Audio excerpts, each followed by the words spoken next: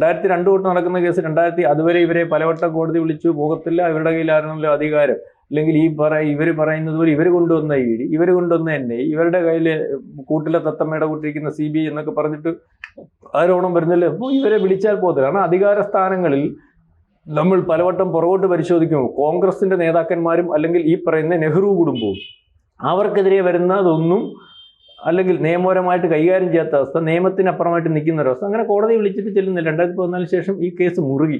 അല്ലെങ്കിൽ കോടതി വിളിക്കുന്ന അല്ലെങ്കിൽ CBI അല്ലെങ്കിൽ കോടതി പറയുന്നതനുസരിച്ച് EDയും മറ്റു കാര്യങ്ങളൊക്കെ അന്വേഷിച്ചു കോടതി ഇവരെ വിളിച്ചു വരുത്തി. അന്ന് കോടതി വിളിച്ചു വരുത്തിയപ്പം രാഹുൽ ഗാന്ധി പോകാത്തൊരവസ്ഥ, അല്ലെങ്കിൽ രാഹുൽ ഗാന്ധി പോകേണ്ട ഒരവസ്ഥ വന്നപ്പോൾ ഇൻക്ലാസ് എന്താവാന്ന് പറഞ്ഞുകൊണ്ട് മുദ്രാവാക്യം വിളിച്ചുകൊണ്ട് ആളുകളെ കൂട്ടി പോകുന്ന ഒരു അവസ്ഥ. ഞങ്ങളെ ആവശ്യമില്ലാതെ കോടതി കയറ്റുന്നു, ഇതിനകത്തൊന്നും ഒരു കാര്യമില്ലെന്നുള്ളത്. ഏതായാലും അത് അന്വേഷിച്ചു മണിക്കൂറുകളോളം അമ്മയെയും മകനെയും ചോദ്യം ചെയ്തു. ഏതാണ്ട് അതിൻ്റെ ഒരു വിചാരണ കഴിഞ്ഞ് അതിൻ്റെ വിധി വരുന്ന അവസ്ഥയിലേക്ക് പോകുന്നു. അതാണ് ബീഹാർ തെരഞ്ഞെടുപ്പിൽ പറഞ്ഞ് കോൺഗ്രസ് പിളരും നരേന്ദ്രമോദി പറഞ്ഞത്. അതായത് ഇവർ അകത്തു പോകാനുള്ള സാധ്യത വളരെ കൂടുതലായിട്ടുണ്ട്. അതായത് ഇതിനകത്ത് തെളിവുകളെല്ലാം അല്ലെങ്കിൽ ഇത്തരത്തിൽ അന്വേഷണത്തിൽ വന്ന റിപ്പോർട്ടുകൾ, തെളിവുകളിൽ ഇവർക്ക് അനുകൂലമല്ലാത്ത ഒരു രീതിയിലേക്ക് ഉണ്ട്. കാരണം പച്ചയായിട്ട് അനുകൂലമല്ലാതെ വരുന്ന ഒരവസ്ഥയുണ്ട്. കാരണം 1000 കോടി രൂപ ഈ പറയുന്ന നാഷണൽ ഹെറാൾഡ് എന്ന് പറയുന്ന പത്രത്തിൻ്റെ പേരിലുള്ള സ്ഥാപനങ്ങളിൽ നിന്ന് വാടക മാത്രം കിട്ടുന്നിടത്താണ് 50 ലക്ഷം രൂപയ്ക്ക് ജപ്തി ചെയ്തിരിക്കുന്നത്. അപ്പം ആ രീതിയിലേക്ക് വന്നത് വീണ്ടും ഇതിനകത്ത്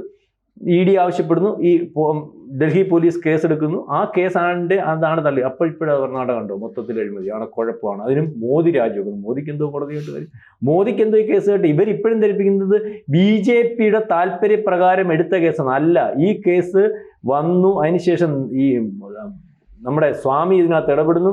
സുപ്രീം കോടതി പറഞ്ഞേക്കുന്നത് ഈ കേസ് ഞങ്ങളുടെ മേൽനോട്ടത്തിൽ നേരിട്ട് അന്വേഷിച്ച് ഇതിൻ്റെ വിവരങ്ങൾ തരണമെന്നാണ്. സുപ്രീം കോടതി അതിൻ്റെ കസ്റ്റഡി. അപ്പം ആ രീതിയിലേക്കുള്ള കാര്യങ്ങൾ. അപ്പം മോദി രാജിവെക്കുമായിരിക്കും കേട്ടോ.